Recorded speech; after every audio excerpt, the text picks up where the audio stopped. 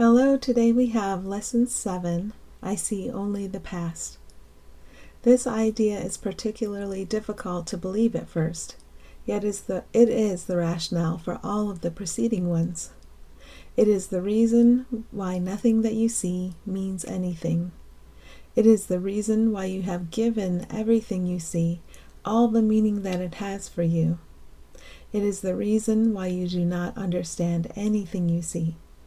It is the reason why your thoughts do not mean anything and why they are like the things you see.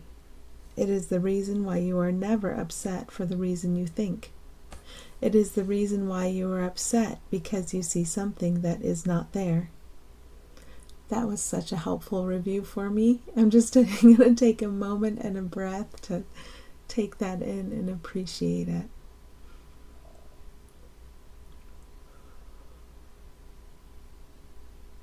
Getting braver with the pause and not needing to fill every moment with something. Okay.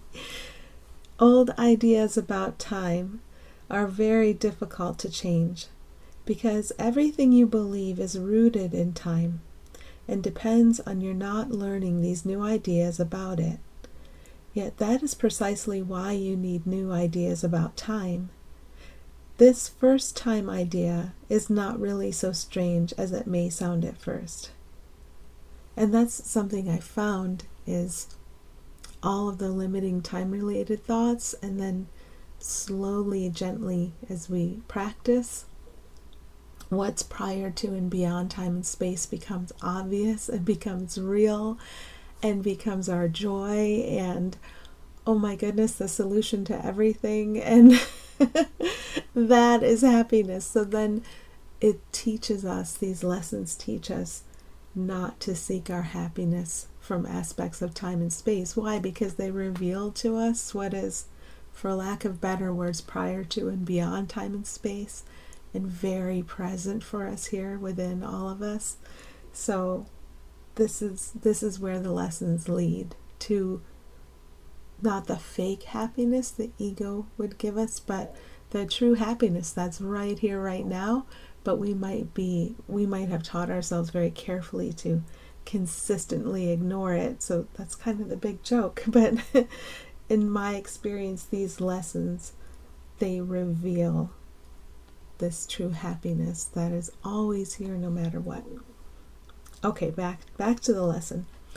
Look at a cup, for example. Do you see a cup? Or are you merely reviewing your past experiences of picking up a cup, being thirsty, drinking from a cup, feeling the rim of a cup against your lips, having breakfast, and so on? Are not your aesthetic reactions to the cup, too, based on past experiences? How else would you know whether or not this kind of cup will break if you drop it? What do you know about this cup, except what you learned in the past? You would have no idea what this cup is, except for your past learning. Do you then really see it? Look about you.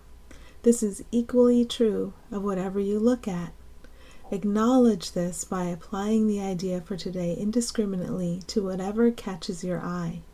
For example, I see only the past in this pencil. I see only the past in this shoe. I see only the past in this hand. I see only the past in that body. I see only the past in that face.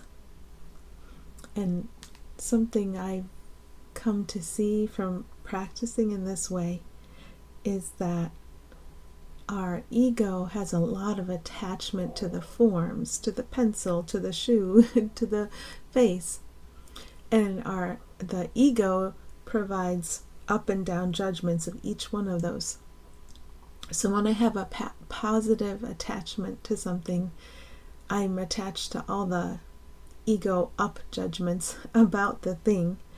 But there's something really, really beautiful behind the form of the thing, and it's not an up or down judgment that the ego gives me. So now we're getting past this barrier we hold in place, and the barrier is all the thoughts of the past. Okay, Do not linger over any one thing in particular, but remember to omit nothing specifically. Glance briefly at each subject and then move on to the next. 3 or 4 practice periods, each to last a minute or so, will be enough. Okay, thank you.